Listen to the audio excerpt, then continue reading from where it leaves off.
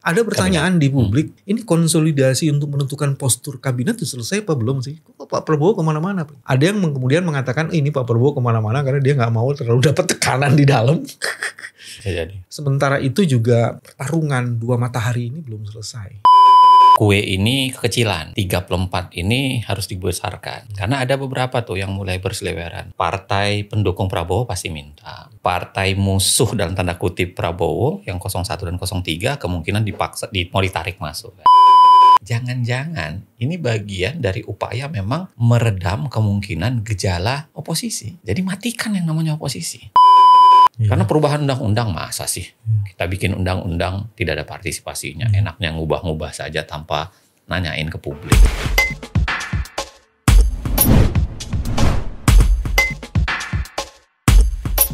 Bismillahirrahmanirrahim. Assalamualaikum warahmatullahi wabarakatuh. Waalaikumsalam. Teman-teman, jumpa lagi di channel yang terus ingin menghidupkan kewarasan. Dan situasi kritikal secara diam-diam terus menyerbu labirin politik kita tanpa disadari. Dan ini memerlukan orang-orang yang bisa menghidupkan kewarasan. Dan penggawa kewarasannya hari ini adalah Sobat Zainal Mokhtar Arifin. Arifin Zainal Mokhtar. Mokhtar. Bisa dibalik-balik semuanya. Tapi yang nggak bisa. Zainal Arifin Permata Arifin Mokhtar pilihan. Zam. Jadi kata kuncinya Zam. Zainal Arifin Mokhtar. Tapi panggilnya Uceng ya. Nama kakek. Oh, kakek namanya Uceng. Husein kan bagus. Iya, tapi anak-anak gaulnya kan manggilnya nama panggilan itu. Tapi kakek nggak dipanggil Uceng kan? Enggak. Iya. Kakek udah. Iya. Saya yang dipanggil Uceng Junior. Oh, jadi Husein, jadi Useng, Ceng.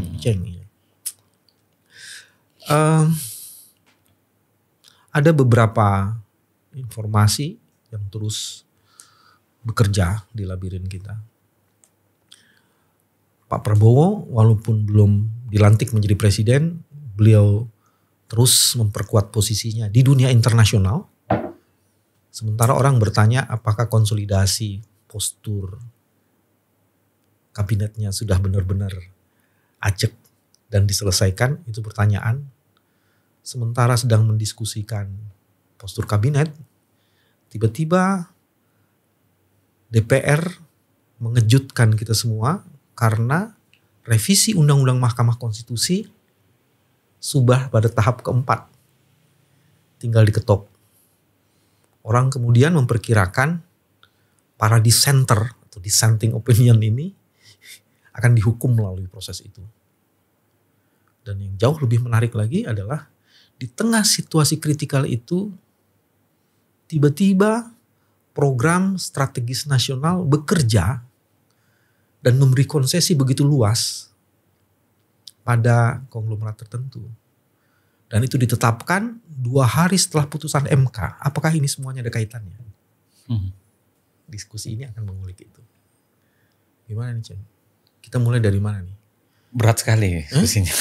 Enggak berat. Semuanya dikasih perspektif ketatanegaraan. Kita mulai dari itu dulu kali ya. Ada pertanyaan di publik. Ini konsolidasi untuk menentukan postur kabinet itu selesai apa belum sih? Kok Pak Prabowo kemana-mana? Ada yang kemudian mengatakan ini Pak Prabowo kemana-mana karena dia nggak mau terlalu dapat tekanan di dalam. Jadi sementara itu juga pertarungan dua matahari ini belum selesai. Sementara partai pendukung meminta jatah dan sementara Pak Prabowo juga ingin mengakomodasi partai-partai yang bukan pendukung. Iya.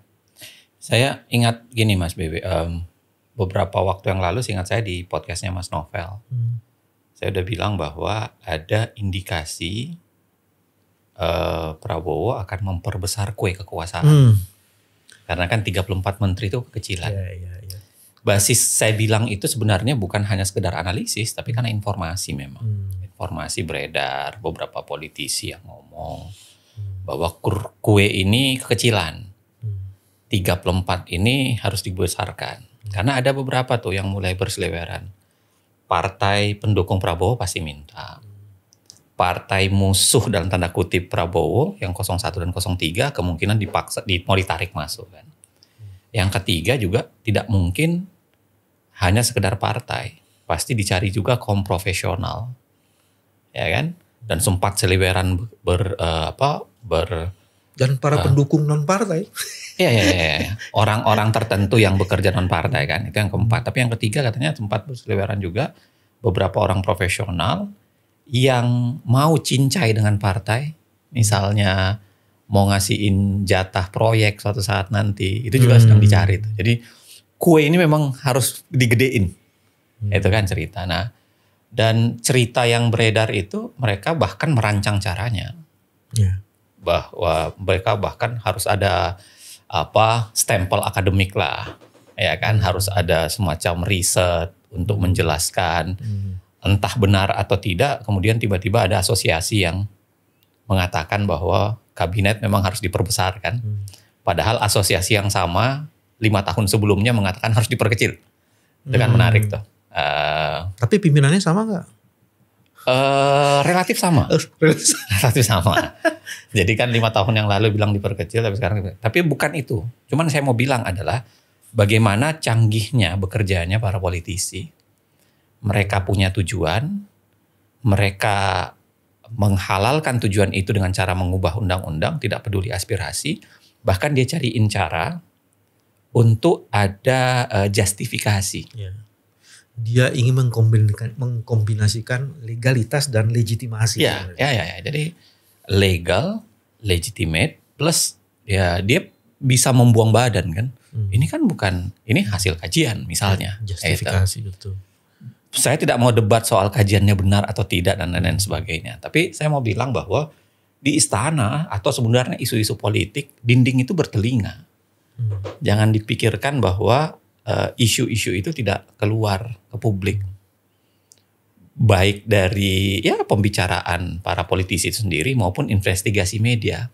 Dan jangan-jangan ini kenapa kemudian buru-buru undang-undang penyiaran mau ngelarang laporan investigatif kan. Karena gini-gini nih. Yang itu pun juga harus kita lawan saya kira di undang-undang penyiaran. Ketika laporan investigatif mau dikekang gitu, dilarang untuk disiarkan. Nah, tapi kalau kita lihat kabinet, memang ada hal yang harusnya kita bicarakan dengan detail.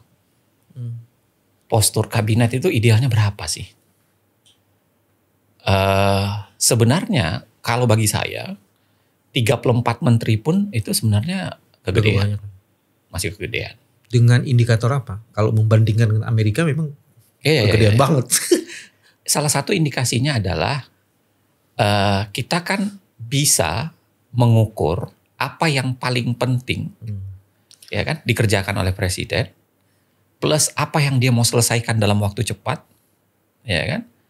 Selebihnya itu bisa dia bagi. Kalau dia punya sesuatu yang dia mau selesaikan dengan cepat, undang-undang kementerian kan membuka ruang itu, yaitu wakil menteri. Makanya kenapa aturan soal wakil menteri itu disebut dia mendapatkan penugasan khusus dari presiden. Ya kan? Sebenarnya bisa. Jadi nggak perlu dibuka kementerian baru. Kalau memang ada penugasan khusus, salah satunya adalah jalan wakil menteri. Yang kedua, kalau kita bicara soal postur kabinet dalam sistem pemerintahan presidensil, rasanya yang namanya Menko itu nggak dikenal.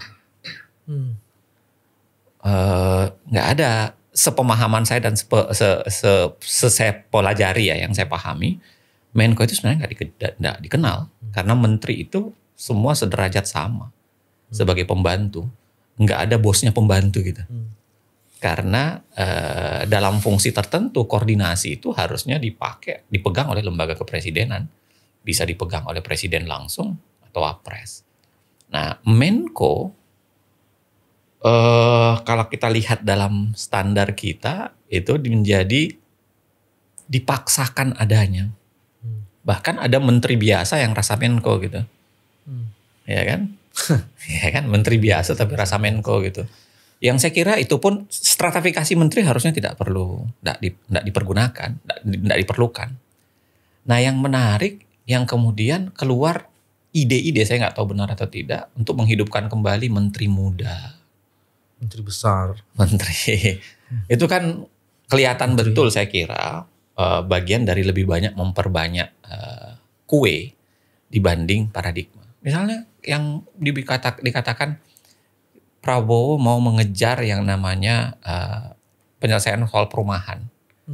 Apakah berarti penting untuk satu kementerian perumahan? Saya kira nggak juga. Nggak ada dasarnya untuk mengatakan karena mau dikejar perumahan harus ada satu kementerian soal perumahan. Ya, nggak apa-apa. Tetap ada menteri pekerjaan umum, ya dipasang satu wakil menteri misalnya. Memberi konsentrasi di fokus wilayah perumahan gitu. Ya kan?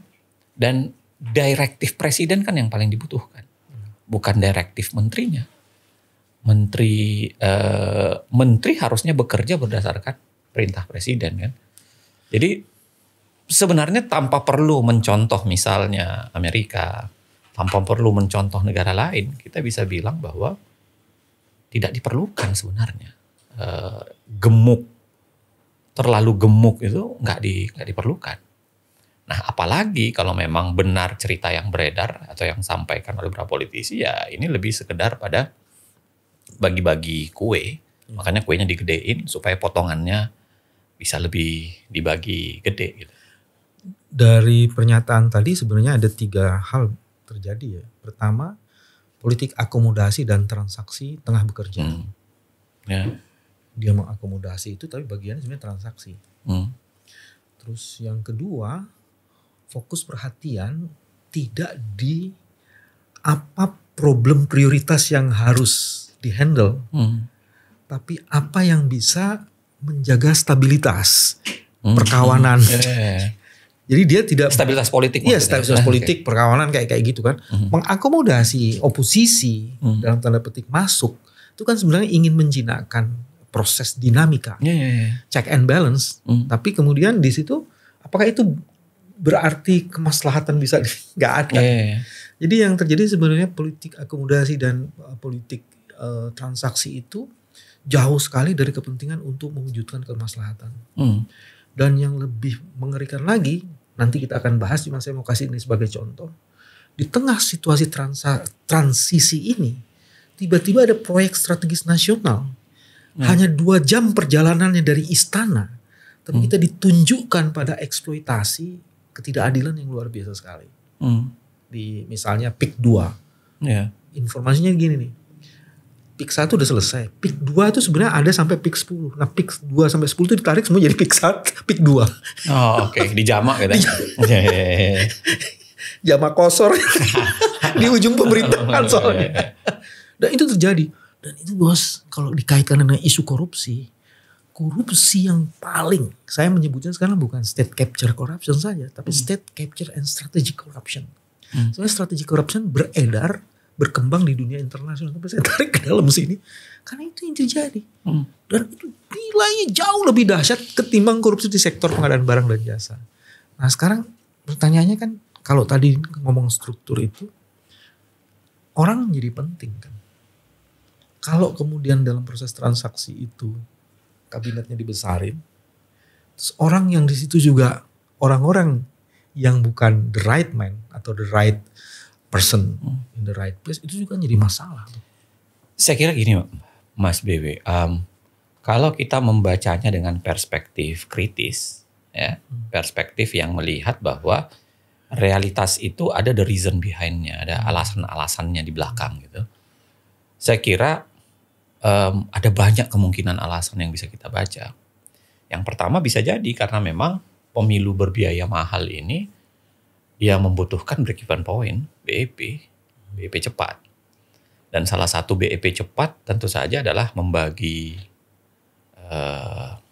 proyek kan, membagi jatah-jatah dalam tanda kutip atau menunaikan janji akibat kemudian bantuan di proses pemilu misalnya. Ya, itu kan sudah banyak studi yang mengatakan apa korelasi antara kebijakan sebuah negara atau sebuah daerah bagi-bagi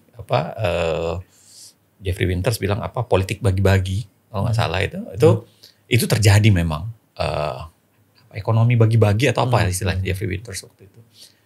Kalau yang kedua saya kira bisa juga kita bayangkan itu sebagai sebuah aksi cepat mumpung karena ini sudah di akhir masa jabatan nih. Jadi manajemen transisi itu kan biasanya menimbulkan problematik tersendiri. Makanya di beberapa negara sistem presidensial itu kan dia menerbitkan istilah yang disebut dengan lame duck. Bukan cuma presiden sebenarnya yang dipincangkan, tapi parlemen pun dalam sisi tertentu itu ada lame duck sessionnya. Ada masa-masa dia harus di lame duck-kan gitu. Nah saya kira makanya dalam studi politik dan tata negara di Amerika ada yang disebut dengan Cinderella action. Tindakan Cinderella. Sebelum dia berubah menjadi orang biasa lagi, Cinderella itu kan mau berubah jadi orang biasa, dia akan lakukan tindakan cepat tertentu untuk melakukan sesuatu, ya kan? Dan kalau kita baca itu di dalam banyak studi soal lame duck di banyak negara, memang itu menjadi problem tersendiri dan khas sistem presidensial. Karena kalau lame duck itu sebenarnya tidak banyak dalam sistem parlementer, ya banyak dalam sistem presidensial. Jadi itu dua. Yang ketiga, kalau kita baca kenapa itu dipercepat, bisa jadi ini bagian dari ini Mas BW upaya mempercepat konsolidasi politik itu sendiri. Karena kan politik bagi-bagi itu tentu harus menciprat semuanya. Dan itu kan bisa dipakai jadi alasan untuk menarik dengan cepat kan. Sebenarnya kita harus akui, apa yang paling menarik bagi partai politik untuk bergabung dalam koalisi besar? Kan dua aja kemungkinannya. Kalau bukan jabatan, ya uang sebenarnya kan. Sebab kalau kita sok idealis bilang ideologi, rasanya enggak lah. Rasanya enggak lah. Kalau dianggap sebuah koalisi dibangun dengan ideologi, saya nggak yakin ada orang percaya itu dalam konteks politik ideologi kita. Ditundukkan dengan transaksi. Iya, itulah sederhananya. Pilihannya kan kemungkinannya cuma dua tuh. Kemungkinannya antara ya uang atau proyek atau apa, ya duanya adalah jabatan. Dan itu sama menariknya. Ini pembicaraan yang serius menurut saya soal oposisi ini. Kenapa oposisi kita relatif mati? Karena memang kita tidak kunjung membangun sistem yang memberikan insentif buat oposisi. Oposisi tak dapat insentif. Tidak dapat apa-apa. Ya. Menjadi oposisi itu ya benar-benar dalam tanda kutip ya, lillahi ta'ala gitu. Dia dalam proses dying terus-menerus. Oh iya. Sustainable dying. Oh iya. Masih mending kalau puasa kan. Puasa ada kepastian bukanya gitu. Ya kan, dan orang puasa itu kan diberikan. Kalau sekarat itu kan dying. Iya, jadi padahal menurut saya kita mulai harus berpikir membangun budaya memberikan insentif kepada oposisi. Supaya oposisi itu tidak mudah ditawarkan. Apa idenya kalau insentif oposisi itu apa ya? Salah satu misalnya begini ya, memang kalau insentif finansial barangkali makin sulit kita pikirkan. Ya kan? Tapi kalau insentif elektoral harusnya bisa. Gimana tuh contohnya? Misalnya sederhananya saya bilang begini. Kita harus membangun budaya, siapa yang mau menjadi oposisi, itu yang akan kita pilih di Pilkada 2024 dan Pilpres maupun Pileg 2029. Kita kampanyekan itu. Jadi mereka ya ketika mau menjadi oposisi, mereka tahu, oh ini tabungan gua, tabungan saya nih, yang insya Allah saya tuai di Pilkada 2029 atau saya tuai di Pemilu 2029. Pilkada 2024 maksud saya, dan Pemilu 2029. Jadi ada apa? Mereka berharap ada buka puasanya itu ada gitu. Iya. Ada gain yang didapat dalam periode tertentu. Memang rational choice kan. Para politisi bergerak secara rasional gitu. Di tengah situasi itu ada frasa dan kalimat yang ingin menunjukkan atau dapat menunjukkan di mana posisi kekuasaan ke depan. Frasa toksik tiba-tiba muncul. Ya kan, seolah-olah kalau yang nggak beres dalam kesimpulan atau keyakinan dia ini dianggap lu nggak bisa gabung. Tapi kemudian ada kalimat lain, jangan mengganggu. Kalau ada yang mau nonton di pinggirnya silahkan jadi penonton yang baik. Tapi kalau sudah tidak mau diajak bekerjasama ya jangan mengganggu. Itu belum itu kan kalimat itu sebenarnya itu masih koma tuh. Kalau lu macam-macam gue timpe belum sampai di situ tuh. Iya. Tergantung membacanya Susan atau Susan ya. Tapi kalimat itu sudah, kalau nggak mau diajak bersama silakan. Cuman jangan ganggu. Itu belum di ujungnya itu. Belum ini. Jadi ada frasa dan kalimat yang mulai dimunculkan. Terus ada lagi yang menyatakan, yang membela ini gemuk. Ya Indonesia kan luar biasa besarnya. Jadi kalau gemuk wajar aja lah. Dia tidak berpikir rentang kendali. Iya betul. Presiden mempunyai keterbatasan juga untuk bisa melakukan kontrol. Saya kira begini ya. Itu lahir dari, pertama gini. Soal siapa sebenarnya yang toksik, biarlah publik yang berdebatnya ya. Apakah yang toksik itu di luar pengucapnya atau sebenarnya yang toksik adalah pengucapnya, itu silahkan lah. Atau yang mengucapkan sedang membersihkan dirinya seolah-olah dia bukan toksik gitu ya. Allah alam lah, silahkan lah ya. Silahkan, itu pembicaraan publik lah. Siapa the real toxic sebenarnya, biarkanlah publik menerjemahkan. Kan kata ketika diucapkan itu kemudian biarkan publik yang memamahnya kan. Dan kemudian mengartikannya. Itu satu. Tapi yang kedua yang tidak kalah penting, saya kira sekurang-kurangnya Mas BW, kata toksik itu saya terjemahkan di 2 level. Yang pertama, saya kira diksi itu lahir dari cara pandang. Paradigma orang. Dan gak bisa kita bohongi memang. Ada orang yang paradigmanya memang, ya lu adalah lu, gua adalah gua. Kalau lu macam-macam, keluarlah gitu. Jadi paradigma, paradigmanya itu adalah paradigma zero sum.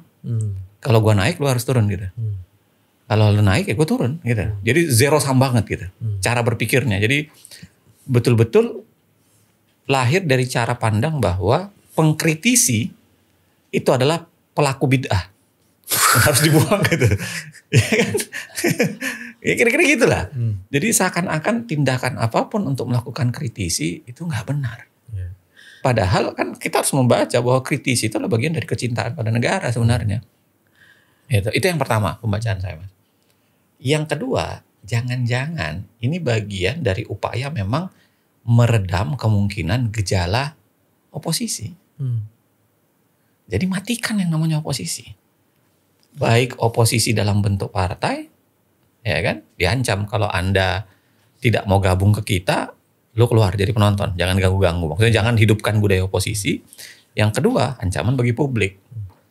Berhentilah jadi oposisi. Padahal oposisi jalanan kan salah satu penting. Yang ketiga barangkali juga ancaman pada media. Karena media itu kan adalah kekuatan kelima dalam demokrasi misalnya, kan sering disebut begitu. Cabang tersendiri dalam demokrasi. Nah, kata toksik itu sendiri saya kira bahaya sebenarnya dalam budaya ketika kita membutuhkan kritis, kita membutuhkan yang namanya oposisi, kita membutuhkan yang namanya pengimbang, kita membutuhkan yang namanya tradisi checks and balances. Kan jadi berbahaya tuh kata toksik itu. Jadi dari situ sebenarnya satu framing sedang terjadi.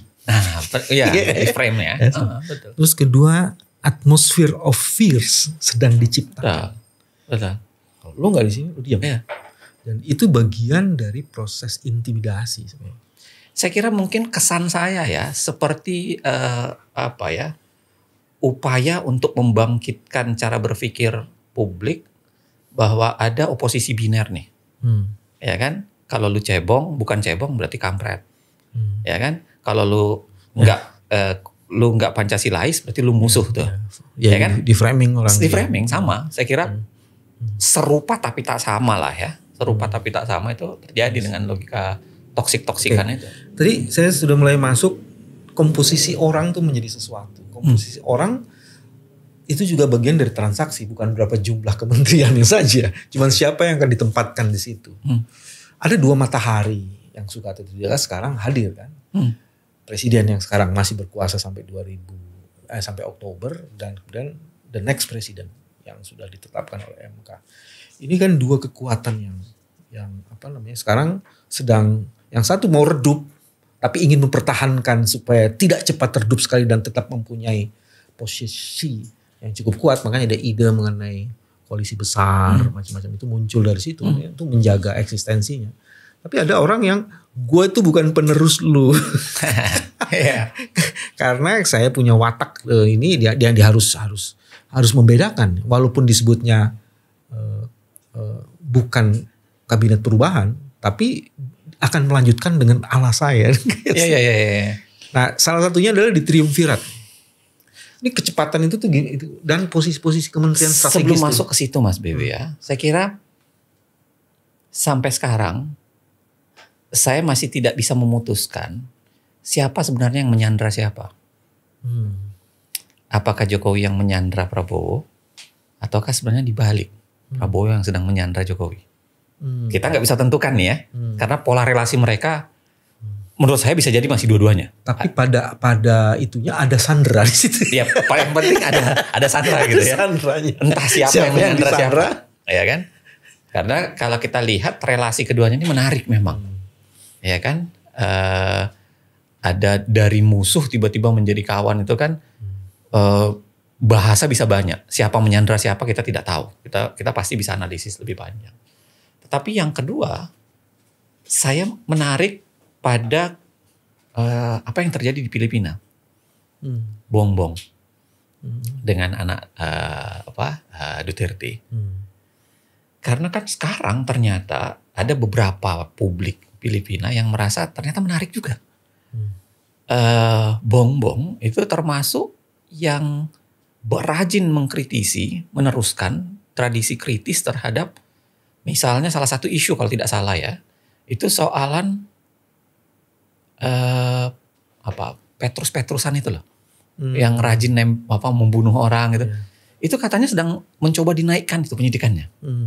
Nah kita kan bisa membaca, belum tentu juga misalnya Bongbong itu ingin pro serius, demokrasi sebenarnya. ingin serius nanganin itu. Bisa jadi dia sedang membergen, menaruh garis batas antara dia dengan anak Duterte itu kan. Bisa jadi itu, bisa jadi juga Bongbong misalnya sedang ingin membuktikan dirinya atau menyucikan sejarah keluarganya. Bagian gitu. dari political branding dia ke depan. Branding, apapun itu. Tapi dari situ menurut saya menarik untuk membaca relasi yang agak mirip antara Jokowi, Prabowo dengan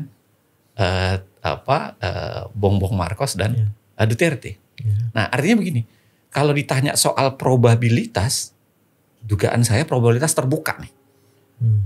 Apakah kemudian Prabowo akan mencoba menjinakkan Jokowi atau Jokowi melanjutkan upaya penjinakan pada Prabowo? Makanya kalau ditanya triumviratnya akan siapa, nah bergantung relasi itu menurut saya. Bergantung pada pola relasi dan kekuatan mana yang bekerja. Kekuatan mana yang bekerja? Dugaan saya ya. Kalau saya Menteri Pertahanan pasti dari Prabowo tuh. Dan kira-kira Pak Safri lah gitu kira-kira. Bisa jadi. Apalagi memang dia udah punya track record pernah jadi Wamen. Wamenhan kan? Ya Wamenhan. Iya. Wamenhan sekjen ya? Wamenhan. Okay. Di tahun 2005. Yang masih tanda tanya Menlu sebenarnya kan? Nah kita nggak tahu. Tapi maksud saya adalah ini bergantung betul dengan relasi keduanya. Kalau Prabowo mau menjinakkan Jokowi, maka saya kira terpaksa dia harus pasang orangnya di situ. Sebaliknya kalau Jokowi yang harus menjinakkan Prabowo, maka dia akan paksa orangnya di situ. Tetapi kalau kita jujur ya, dalam sistem presidensil siapa sebenarnya pemegang kuasanya? Ya presiden. Wapres nggak punya kewenangan apa-apa. Tidak ada satupun bahasa dalam undang-undang dasar yang memberikan kewenangan pada Wapres. Karena Wapres itu kesannya adalah ban serep. Yang hanya berguna ketika ban aslinya nggak dipakai. Walaupun ingin dihidupkan ya. Ingin dihidupkan. Undang-undang daerah khusus Jakarta. Daerah khusus Jakarta. Undang-undang Papua. Ya kan? Papua juga menghidup dan sudah ada. Kalau Papua kan sudah kalau di Dapil wakil presiden memang mempunyai desk khusus untuk nanganin Papua. Persis. Itu yang saya bilang sebenarnya keliru dalam sistem presidensil. Nah, tapi apapun itu, dugaan saya pertarungan di triumvirat ini akan menarik. Ya kan? Tapi lagi-lagi saya tidak bisa paham dan mungkin mereka berdua yang tahu sama Allah yang tahu itu. Apa pola relasi mereka yang aslinya sebenarnya kan? Kalau sekarang sih para pembisik juga tahu sebenarnya. Bisa jadi. Kita belum tahu aja saya mau pembisiknya. Bisa jadi. Tapi di situ kemudian diperlukan justifikasi legal perubahan undang-undang kementerian. Dan revisi ini akan menjadi penanda sebenarnya ke arah mana postur kementerian itu akan dibangun. Kemarin itu kan ada beberapa, saya nggak akan sebut nama ya, akademisi, ya politisi sebenarnya ya. Dia udah membuat pernyataan kan? Ada yang mengatakan bahwa Kalau udah membuat pernyataan udah terbuka dong, bisa disebut silahkan namanya. di searching aja. Ada profesor yang bilang Inisialnya aja, inisialnya aku belum baca soalnya. Hah? Inisialnya aja. Yim. Oh ya udah. Kalau tidak salah kan sempat menyampaikan bahwa Iya. masih ada kemungkinan, ada 3 kemungkinan sebenarnya kan. Perubahan undang-undang biasa, lalu kemudian via MK, atau kemudian yang ketiga Perpu. Jim ini bisa 2 loh Jim. Bisa Jim Lee, bisa Hendra. Ya silahkan lah. Saya kira Iya. dengan Itu bukan dari Uceng, dari aku yang ngomong, bukan dari Uceng. googling aja. Tapi maksud saya adalah 3 jalan ini memang secara teori ya bisa. Ulang lagi sobat tadi. Perubahan undang-undang, Perubahan undang-undang. ya kan? Perubahan undang-undang. Yang kedua adalah via MK, Oh ya. ya kan? Judicial review, dan yang ketiga adalah Perpu. Perpu. Yang ketiga-tiganya ini tentu jalan halal, bukan ya, jalan yang bisa, Dipakai. tapi belum tentu halal-halal banget kan, ya kan? Karena perubahan undang-undang masa sih kita bikin undang-undang tidak ada partisipasinya, enaknya ngubah-ngubah saja tanpa nanyain ke publik kan? Itu udah terbukti kan ada. Ya ada soalnya gitu.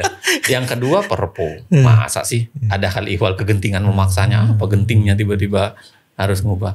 Kalau via MK kelihatan banget kalau MK kemudian tunduk pada keinginan politik kan, dan ini yang sering disebut secara teori sebagai autokratik legalism kan. Jadi keinginan autokratik duluan dipakai, legalitasnya itu kemudian dicariin gitu. Nah saya kira kita sebagai akademisi ya, teman-teman yang punya concern itu harusnya tidak sekedar palu gada gitu ya. Mencari-carikan jalan. Iya. Palu gada atau apa istilahnya? Kelihatan tukang banget lah pokoknya. Apa lu mau gua ada gitu, atau dalam tanda kutip ya lawyering gitu. Lawyering gitu. Pokoknya dalam tanda kutip ya. Bangun ya, bukan lawyer. Covering mungkin ya, legal cover up gitu loh. Iya, jadi lu mau apa? Harusnya tetap dikasihin rambu bahwa nggak bisa lah. Kalau lu mau ubah undang-undang ya nanya ke publik. Kalau mau undang-undang dibuat di MK, tunggu dulu debat. Lalu kemudian kalau mau via Perpu. Tapi sebenarnya di antara perdebatan itu sebenarnya juga orang akan, kan begini, siapa kamu tergantung dari apa yang kamu kerjakan. Setiap orang pasti akan menginginkan bahwa gue beda sama lo dan gue ingin punya legacy tertentu. Yang orang kenal itu adalah bagian dari, bukan karena orang lain gitu kan. Dan saya pikir pikiran itu juga ada di seorang yang namanya Prabowo kan. Dia kan punya rekam jejak. Rekam jejaknya itu dia orang yang menggunakan nalarnya. Kalau kita berharap pada Prabowo begitu, saya kira bisa aja. Tapi dalam kasus Jokowi kan kita bingung legasinya apa. Jangan lupa itu. Kan kita selalu ingatkan tuh, seingat saya ya, hampir semua kita bilang Pak Jokowi harusnya meninggalkan legasi. Emang IKN bukan legasinya? Kan itu, orang lain mungkin orang tahu kan dalam mungkin legacy tapi dalam fungsi yang tidak positif banget kan. Kan kalau kita baca legacy misalnya ya harusnya kita bicara soal demokrasi ke depan yang anu lah. Kemuliaan yang bermaslahat gitu ya. Iya, dan bukan yang sekedar apa ya sangat terlalu material gitu. Ada hal-hal yang nilai lebih gitu, subtil yang gitu-gitulah kira-kira. Nah, kita sekarang geser nih. Tapi saya kalau nanya Mas BW, legasinya Jokowi apa? Hah? Legasinya apa ya? Ya makanya kan saya sendiri bingung jawabnya. Kalau kamu berpikirnya legasinya positif sih kan? Legasi juga. Saya legasinya saya punya satu. Apa tuh? Paling tidak apa yang dia lakukan di pemilu kemarin itu memperkuat oposisi. publik. Kalau pakai bahasanya Kang Eep, Jokowi menyatukan kelompok orang yang tidak suka. Di beberapa podcast sudah sampaikan dulu itu. Semakin solid. Ya. Tapi itu kan bukan by design, by accident. Bisa jadi. By accident bukan by design. Jadi nggak diniatin banget. Nggak diniatin tiba-tiba. Di tengah situasi tadi, pembentukan kabinet, postur kabinetnya, orang ada di situ, tiba-tiba kita dikejutkan oleh satu revisi undang-undang yang disetujui oleh pemerintah melalui Menko Polhukam ya. Dibawa pada sidang keempat nanti, tinggal persetujuan di rapat paripurna aja, undang-undang MK. Terus kemudian orang mulai berpikir salah satu anak kandung reformasi yang masih bisa dipercaya atau kepercayaannya masih ada gitu, Mahkamah Konstitusi mau diobok-obok. Revisi ini mengejutkan karena belum pernah ada diskusi yang menarik dan meaningful participation lagi-lagi dihilangkan. Sebentar lagi akan ada pilkada. Jadi ada situasi, apa dasar kepentingan sehingga kemudian revisi itu harus diterobos cepat. Padahal kalau lihat Profesor Mahfud mengatakan, dia yang mencoba menahan itu supaya itu tidak terjadi karena dasar urgenitasnya itu nggak ada. Mas Beo begini, pertama harus kita lihat dulu substansi yang diubah. Oke. Ya kan? Karena substansi yang diubah rasanya nggak ada yang substantif kecuali soal masa jabatan. Jadi nggak bisa disebut substantif dong? Ya. Substansinya tidak substantif kecuali soal masa jabatan. Ya, soal masa-masa jabatan aja, kapan berhenti. Dan itu agak menghina loh. Kepala desa dikasih jabatan. Orang-orang yang dikualifikasi negara, lo jabatannya jangan panjang-panjang gitu. Satu itu. Yang kedua, kalau teman-teman ini harus lacak ya. Sejarahnya, kalau DPR dan pemerintah sedang bermain-main dengan masa jabatan, ada kepentingan politik yang sedang ingin dilakukan. Ini bukan cuma ini loh. Mas Beo masih ingat enggak? Kalau nggak salah Undang-Undang 3 2009. Undang-Undang KPK juga di ujung-ujung itu kan 2019. Mulai dari 3 2009 dulu nih. 3 2009, oke. Undang-undang soal Mahkamah Agung yang tiba-tiba Hakim Agung diperpanjang jadi usia 70. 70 tahun. Betul. Masih kan? Iya. Itu kan karena bahkan DPR itu kekeh sidangnya itu sampai tengah malam loh. Dipercepat karena mau menyelamatkan beberapa hakim yang mau pensiun kan. Waktu itu Mas Beo masih ingat isu publik waktu 2009 itu. Satu itu. Yang kedua ya Mahkamah Agung, Mahkamah Konstitusi. Ya kan? KPK. Tiba-tiba 4 tahun. Dan ceritanya itu kalau dinding bertelinga kita mau ceritakan di belakangnya itu lebih ngeri-ngeri itu. Kalau tadi Usian kan bilang istana itu bertelinga dan bermata. Mestinya dia berhati juga gitu. Dia berhati. Asik bertelinga bermata tapi berhati. Tapi kalau tak berhati itu cilaka. Tapi kalaupun punya semua tapi khatamallahu ala berat kita. Ya kan? Kan berat kalau walaupun punya tapi ditutup fungsinya kan. Mumbuk semua itu. Nah, emang saya begini Mas Beo. Kalau kita lihat sejarahnya selalu itu. Kalau masih ingat ya, kita naikin dari 48 ke 55. Undang-undang MK itu juga kan isunya mau nendang beberapa orang hakim kan. Yang tiba-tiba diselamatkan dengan pasal transisi. Pasal berapa? 73B kalau tidak 71B atau 72B gitu atau 73B itu di Undang-Undang MK itu. Kalau yang ini dalam bacaan teman-teman di dalam diskusi yang akan ditendang itu Saldi Isra yang umurnya 55, Guntur Hamzah yang 59, Daniel Yusmik yang 59 karena syarat hakim itu 60 tahun. Sebenarnya seingat saya ya, kalau yang saya tahu ya 60 itu kayaknya sudah nggak jadi tuh. Nggak jadi? Jadi berapa? Jadi dia tetap 55, tapi dimainkan di masa jabatan. Jadi masa jabatannya yang sudah 5 tahun berada di MK itu harus dikonfirmasi ulang oleh pengusulnya. Itu maksudnya gitu memang. Tapi bukan startnya 60 iya, udah iya, enggak. iya. Jadi di situ Kalau disebutkan 60 kan terlalu kasar kan? Iya, iya. Langsung nendang Jadi orang di situ gitu. jadi yang diusulkan oleh pengusulnya, jadi ada dua kan, Daniel dan Saldi diusulkan oleh Jokowi. Daniel kan Sudah belum cukup 5 tahun. Ya nanti kalau sudah 5 tahun, kemudian dia harus diusulkan. Lagi. Jadi, jadi kalau undang-undang ini keluar sekarang, kemungkinan yang paling cepat harus dikonfirmasi ulang itu Eni sama Saldi. iya. Ini umurnya berapa ya? Ini bukan soal umur, tapi udah 7 tahun ke-7, tahun ke-7 atau iya, tahun ke-6 kalau nggak salah dia. Iya. Karena udah lebih dari 5 tahun kan.